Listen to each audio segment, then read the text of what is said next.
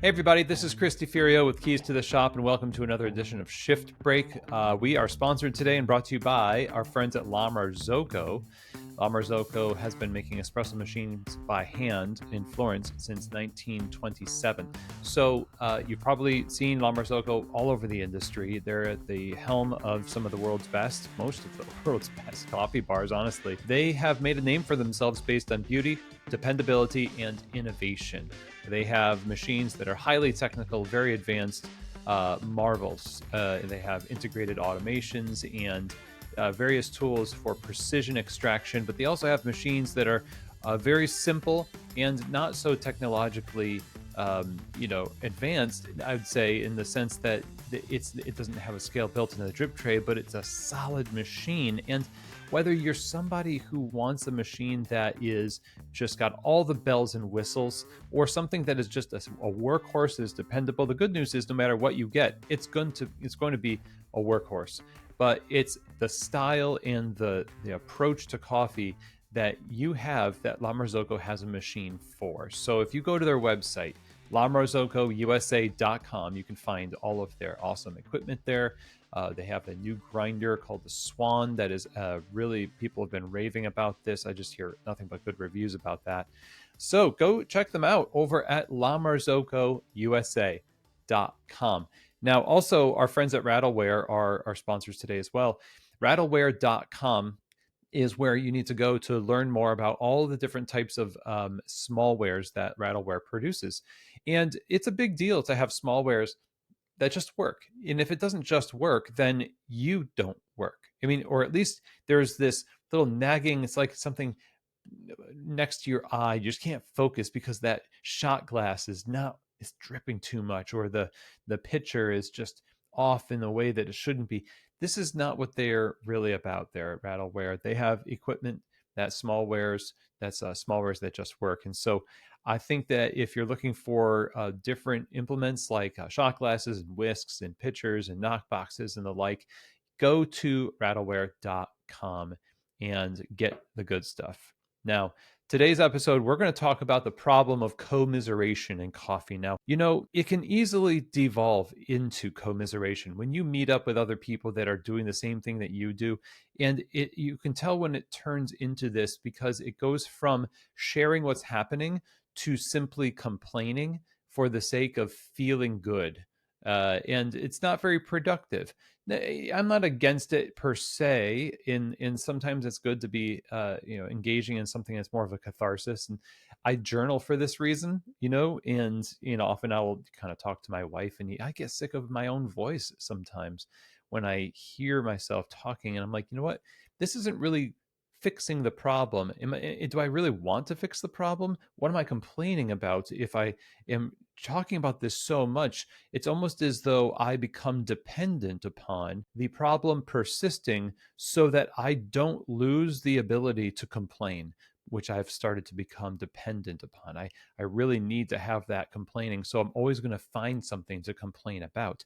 That's why commiseration is so hard on the progress of a culture or the progress of a business or a personal professional pursuit, because you start to incentivize yourself to be dissatisfied and uncreative and not look for solutions because the problem is just too juicy. It's just there's so much tea to spill with my friends. And it's like, yeah, I'm going to complain about it. But then next time I meet with my friends and that's all we do, what am I going to bring to the group? It's almost like going to a book club and not having read the book. You just kind of make stuff up. No, I can't do that. I have to read the book. I got to find all the stuff I need to complain about.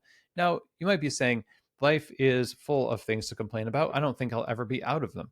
Well, that's maybe true.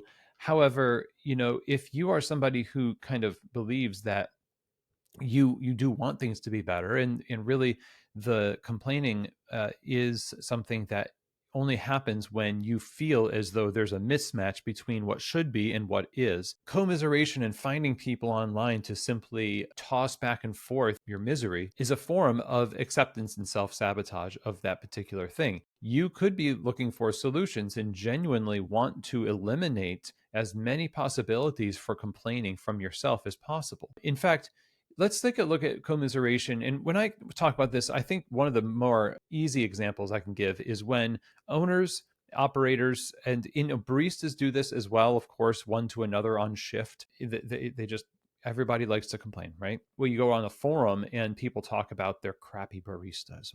Oh, the baristas get on maybe not a forum, but on a text thread, or they start a group, and that group is nothing but talking trash about this thing or that thing.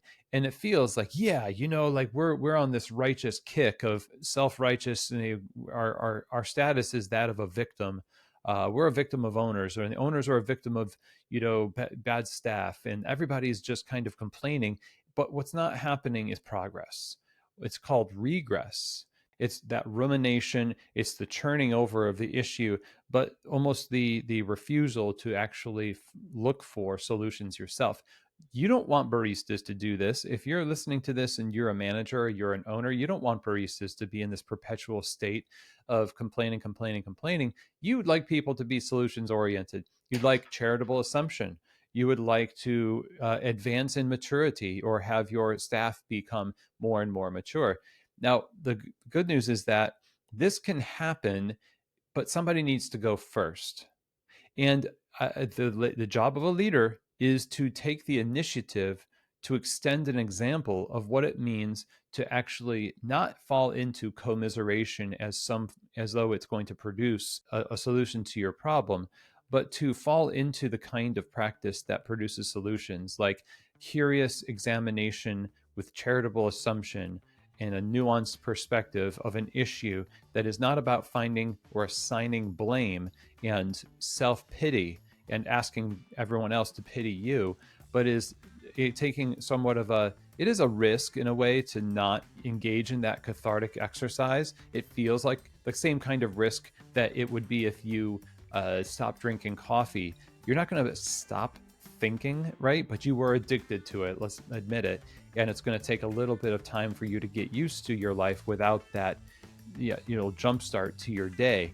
In the same way, you're going to have to detox from that toxic behavior of commiseration and complaining culture, whether you're a barista or an owner or in between.